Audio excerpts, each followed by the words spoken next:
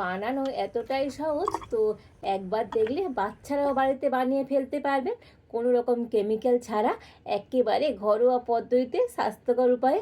এইভাবে মাজা বা ফুটি তৈরি করে দেখুন, হবে তো একেবারে দোকানের স্বাদে। আর এমন রেসিপি বাড়িতে তৈরি করতে পারলে দোকান থেকে কিনে খাবার কোনো প্রয়োজনই হবে না। নমস্কার বন্ধুরা, রূপা রন্ধনশালায় আপনাদের সকলকে অনেক অনেক স্বাগত জানাই। তো চলে এসেছি আজকের আবারও একটা নতুন রেসিপি নিয়ে। তো আজকের আমি বাড়িতেই বানাবো মাজা। যে মাজা মানে ম্যাঙ্গো মাজা আমরা বাজার থেকে কিনে খাই, তো বাড়িতে বানানো এতটাই সহজ, তো আপনারা একবার দেখলে তো দোকান থেকে কিনে খেতে ইচ্ছেই করবে না, বাড়িতে বানিয়ে খেতে ইচ্ছে হবে। আর বাড়িতে এই মাজাগুলো কিন্তু কোনো রকম কেমিক্যাল ছাড়াই তৈরি করা যায়, আর দোকানে কিন্তু ওই মাজাতে অনেক রকম কেমিক্যাল থাকে। তো বাড়িতে খুব সহজ পদ্ধতিতে এইভাবে মাজা বানিয়ে নিন, তো দেখবেন প্রত্যেকে ভীষণভাবে পছন্দ করবে। তো আপনারা সঙ্গে থাকুন আর প্রথম থেকে শেষ পর্যন্ত পুরো রেসিপিটা দেখতে থাকুন। আশা করি আজকের রেসিপিটা আপনাদের অনেক ভালো লাগবে। তো দেখুন, আজকের আমি মাজা তৈরির জন্য এখানে আম নিয়ে নিয়েছি। তো নিয়েছি এখানে 4টে কিন্তু পাকা আম আর একটা কাঁচা আম। আর মাজা তৈরিতে কাঁচা আম কিন্তু অবশ্যই দিতে হবে, তবে কিন্তু দোকানের মতো যে মাজার ফুটির ফ্লেভারটা হয় ঠিক সেই রকমই হবে। তো এই রকমভাবে নেবেন, 4টে যেখানে পাকা আম নেবেন তার মধ্যে একটা কাঁচা আম, এই হিসেব করে আপনারা যেমন করবেন পরিমাণে কম বেশি করে নেবেন।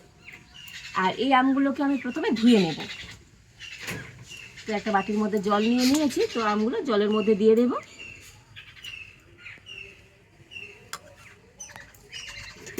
আর এবারে একটা বটি নিয়েছি, তো বটি দিয়ে আমগুলোকে কেটে নেব।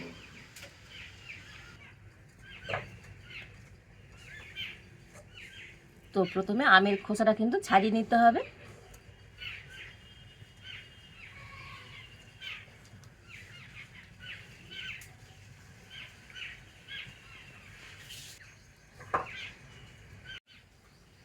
তো আমের খোসা ছাড়িয়ে নিয়েছি, আর এবার আমি আমটাকে কেটে নেব।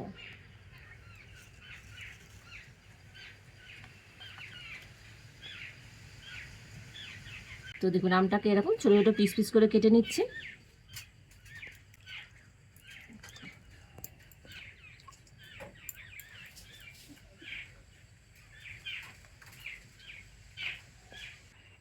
তো বাড়িতে এইভাবে ফুটি বা মাজা তৈরি করতে গেলে তো আমের কালারটা একটু সুন্দর দেখে নেবেন, এতে করে ফুটি কিংবা মাজার কালারটা কিন্তু খুব সুন্দর আসবে।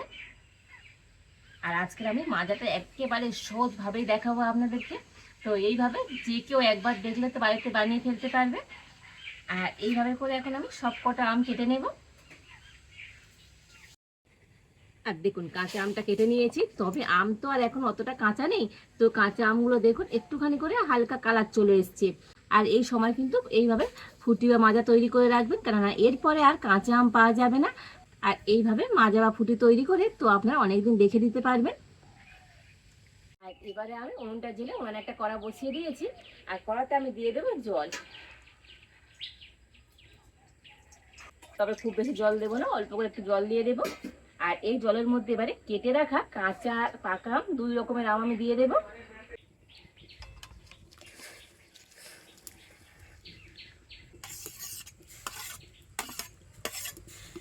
তো দেখুন, আমগুলো ডুবে থাকবে, তো ঠিক এইভাবে করে কিন্তু জলটা দিয়ে দিতে হবে। আর এবার আমি ঢাকা দিয়ে এই 2 রকমের আমকে একটু সিদ্ধ করে নেব। তো আম সিদ্ধ হতে বেশিক্ষণ সময় লাগে না, তো ঢাকা খুলে দেখে নেব।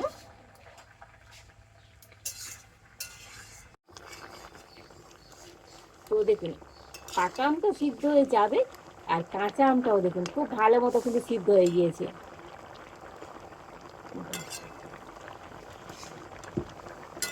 আর এবারে আমি আমের মধ্যে দিয়ে দেব হাফ বাটি চিনি। তো চিনিটা গুঁড়ো করা ছিল বলে গুঁড়ো চিনি দিয়ে দিচ্ছি, তো আপনারা গোটা চিনি দিতে পারেন। আর এবারে আমি একটা হাতা নিয়েছি, তো হাতার পিছন দিয়ে যতটা সম্ভব আমগুলোকে একটুখানি এইভাবে করে ঘেঁটে দেবো।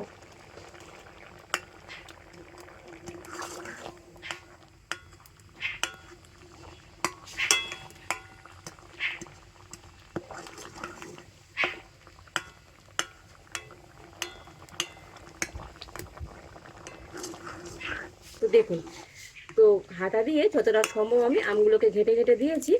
আর চিনি দেওয়ার পরও কিন্তু অনেকটা ফুটে গিয়েছে। আর এবারে আমি এই মিশ্রণটাকে নামিয়ে নেব।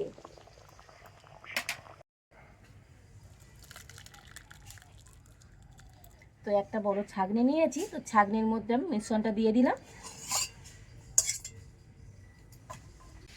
আর এবারে আমি এই হাতার পিছন দিয়ে এইভাবে করে নেব। এইভাবে করে নিলে তো সম্পূর্ণ আমের পাল্পটা পড়ে যাবে, আর আমের পাল্পটা ভালো করে ছাঁকাও হয়ে যাবে, মানে একই সাথে দুটো কাজই হয়ে যাবে। তো দেখুন,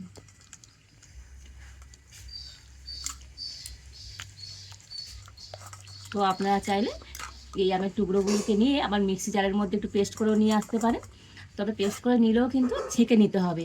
আর এইভাবে করে নেবেন, একই সাথে পেস্টও হয়ে যাবে আর ছাঁকাও হয়ে যাবে।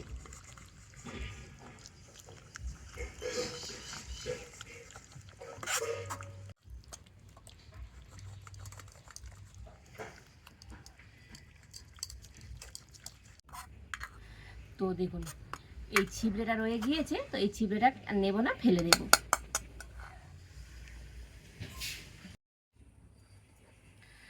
তো দেখুন, সম্পূর্ণ আমের পাল্পটাকে এইভাবে ছেঁকে নিয়ে নিয়েছি। আর এই আমের পাল্প দেখুন কতটা ঘন আছে, তবে বাজার থেকে যে আমরা ফুটি বা মাজা কিনে খাই সেটা কিন্তু এতটা ঘন নয়, অনেক পাতলা থাকে। তো দেখে বুঝতে পারছেন কতটা ঘন। আচ্ছা, এবারে এখানে একটা কথা আপনাদের বলে রাখি, তো এই মাজাটা তো আপনারা যদি অনেক দিন রেখে দিতে চান তাহলে এর মধ্যে কিন্তু আর জল দেবেন না, এইভাবে করে কোনো একটা বোতলের মধ্যে নিয়ে আর ফ্রিজে রাখবেন, দেখবেন অনেক দিন ভালো থাকবে। আর এর মধ্যে জল দিলে আর সেই মাজাটা কিন্তু ভালো থাকবে না বেশি দিন, যেহেতু এটা ফোটানো ছিল, এর মধ্যে কিন্তু এখনও কোনো রকম জল আমি দিইনি। আর যখনই খাবেন তো এখান থেকে বার করে নিয়ে এর সাথে ঠান্ডা জল মিশিয়ে নিয়ে নিলেই কিন্তু একেবারেই মাজা। তবে আমি আপনাদেরকে মাজা তৈরি করে তো দেখাবো, তো এর মধ্যে আমি কিন্তু ঠান্ডা জল দিয়ে দেবো, তবে অল্প একটু রেখে দেবো আর অল্প একটু মাজা তৈরি করে আপনাদের দেখাবো। তবে এটাকে কিন্তু একেবারে ঠান্ডা করে নিতে হবে। তো এটা কিন্তু ভালো মতো ঠান্ডা হয়ে গিয়েছে। আর এবারে এখানে আমি একটা কাঁচের জার নিয়ে নিয়েছি, আর এই মিশ্রণটা কিছুটা আমি কাঁচের জারের মধ্যে রেখে দেব। তবে কিন্তু একেবারে ঠান্ডা করে নিয়ে তবে কিন্তু জারের মধ্যে ভরতে হবে।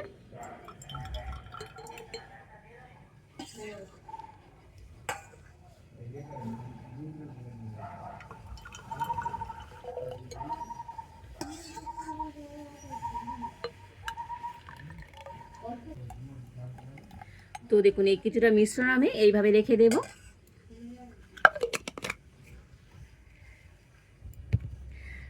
আর এবারে এখানে যে মিশ্রণটা রয়েছে এর মধ্যে আমি একটুখানি ফ্রিজের ঠান্ডা জল দিয়ে দেব।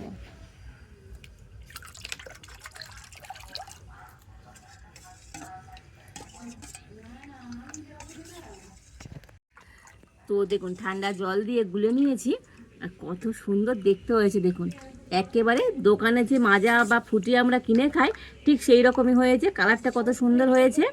আর এবারে আমি এই মিশ্রণের মধ্যে তো দিয়ে দেব চিনি।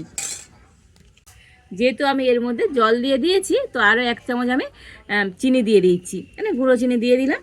তো মিষ্টিটা আপনারা একটুখানি চেক করে নিয়ে দেখে দেবেন। তো চিনি গুঁড়ো দিয়ে আবার একটু ভালো করে গুলে নেব। তো দেখুন, আজকে কিন্তু আমার একেবারে মাজাটা রেডি হয়ে গিয়েছে, দেখুন কত সুন্দর হয়েছে, একেবারে দোকানের মতো। আর এই মাজাগুলো খেতেও কিন্তু একেবারেই দোকানের স্বাদে হয়। আর এবার এখানে আমি একটা মাজার বোতল নিয়ে নিয়েছি, তো ভরে নেব।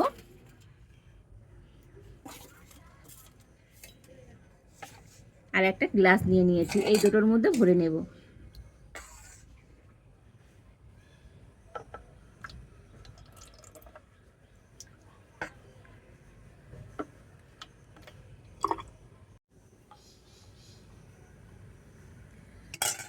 তো দেখুন, মাজার বোতলের মধ্যে করে ভরে নিয়েছি।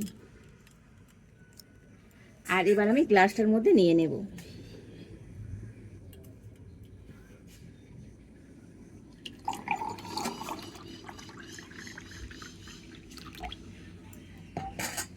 দেখুন কত সুন্দর দেখতে লাগছে।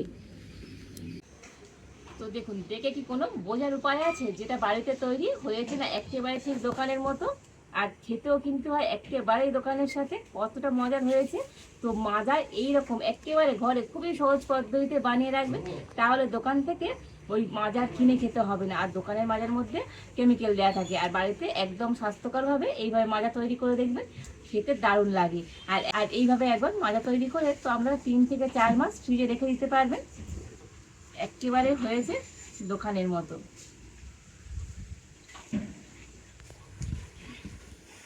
দারুণ হয়েছে বন্ধুরা।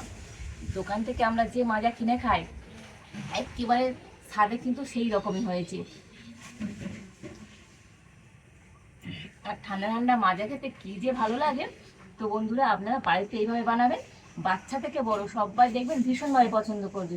তো আজকের আমার এই মাজা রেসিপিটা আপনাদের কেমন লাগলো তো অবশ্যই কমেন্ট করে জানাবেন। ভালো লাগলে লাইক শেয়ার সাবস্ক্রাইব করবেন। আজ এই পর্যন্ত, আপনারা ভালো থাকুন, সুস্থ থাকুন, দেখা হচ্ছে নতুন কোনো একটা রেসিপি নিয়ে।